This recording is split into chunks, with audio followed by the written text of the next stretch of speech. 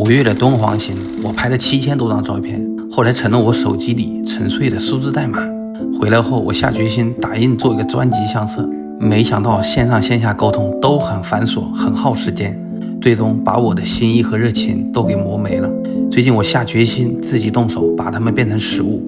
我精心选出我喜欢的瞬间，一张一张亲手看着它们被打印出来，我仿佛又感受到了那片沙漠的风、黄沙的味道、莫高窟的震撼，以及我自己的瞬间，还有那些让吃货流连忘返的美食。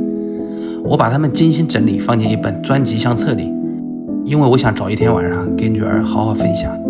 以后回忆起它的时候，我不是打开手机，而是翻开这本相册，因为指尖触摸到相纸的质感，那种沉甸甸的分量，瞬间就能把我拉回敦煌的时光里。